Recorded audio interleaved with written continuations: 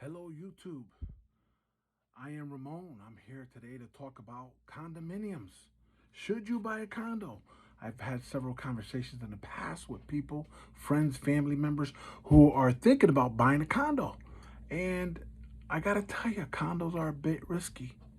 So I want to talk to you about that today. And, I got to, my big, what I tell people is you want to buy a condo, make sure you have an out. And what do I mean by that? What do you mean, Ramon? Make sure you have an out. Make sure you can either rent the place or you buy it cheap enough that you can just sell it and get out of it. A lot of people get into these condominium units, and they're paying two, three, four, $500,000, and yet they're not happy when they move in there. 2, 3, 6, 8 months later, they're not happy, and they want to get out, but yet they have such a big mortgage. They pay so much for it that you can't get anybody else to buy it. So make sure there's an out when you get into a condo. I started my investment with the condo. My first investment was a condominium I bought in 2000. I paid $30,000 for the condo, renovated it, fixed it up, and I had it rented all the way to last year. I sold them right before COVID. I had 10 condos. I sold them all. This particular condo I sold for $120,000. Yes, 120 grand. So I had it rented for all those years, and then I sold it and made money off the sale. So, you know, make sure you have an out. Make sure you have an out, folks. And I'm going to talk about some pros and some cons in owning a condominium. A lot of condominiums don't allow you to rent. So be careful. Make sure you look for that when you're looking for condominiums. Tell your real estate agent or your whoever, however you're buying it. If you're doing Zillow, just throw it on your filter. Make sure that you can rent your condo. A lot of units won't allow you to. They want 100% ownership on the premises. Some associations will allow you to, rent after a certain amount of time living there. Some associations have a waiting list. Some associations allow you to rent. Those are the ones you gotta look for. There's not many, but there are some who allow you to rent. Okay, and I tell people, I'll say it again, I can't stress, if you cannot rent your condo out, just be careful. Be careful. Okay, some of the pros I'm going to talk about. There are some pros, okay? And I'll start with the maintenance, right? You don't have to mow your lawn. You don't have to rake your leaves.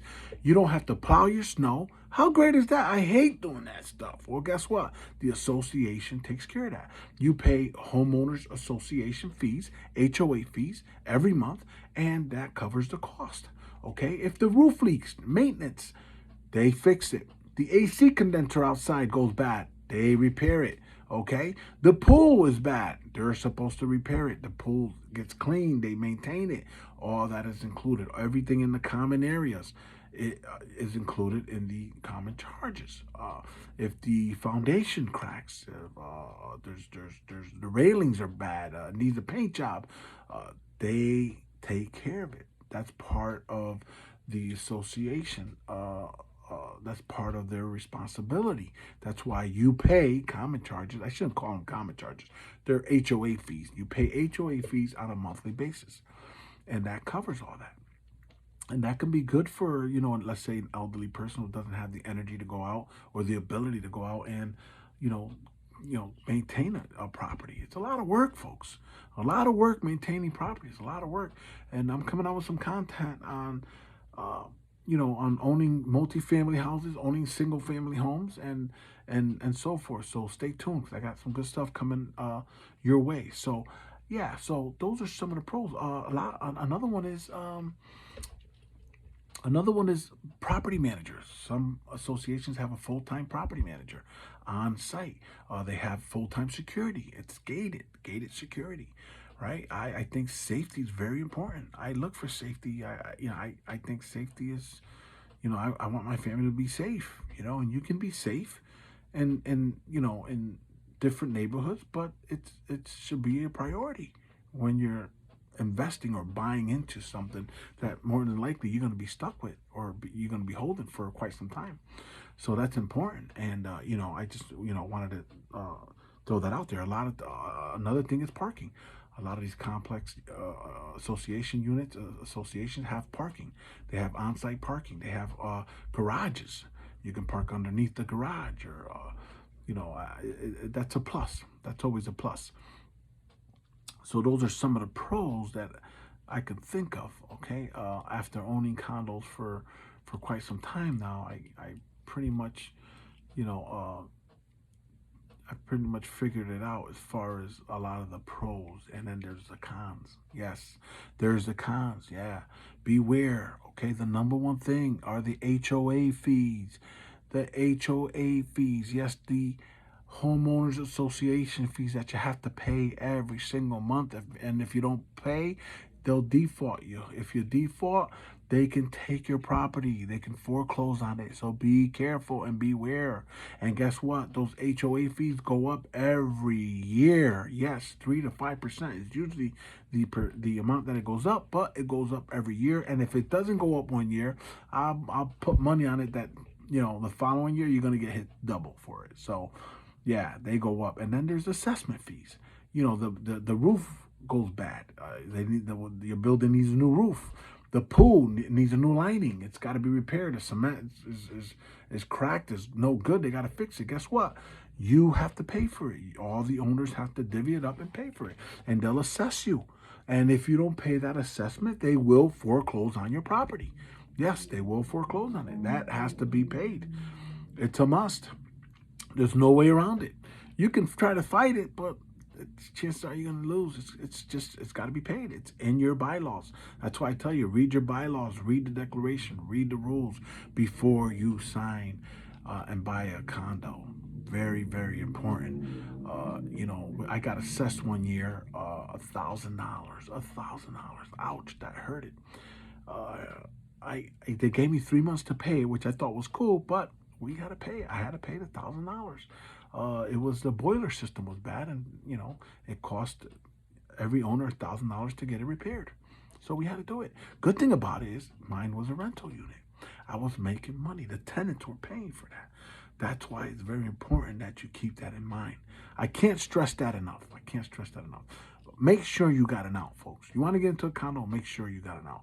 Don't get into a condo too deep where you're paying big bucks for it, and then you're not happy, and then bam, you can't get rid of it. And you're stuck, and you got to pay all these fees. It's happening, folks. And you're seeing a lot of foreclosures coming up with condominiums. So you'll keep your eye out if you're interested, and do your homework. Absolutely. Another con is the neighbors. You get a bad neighbor.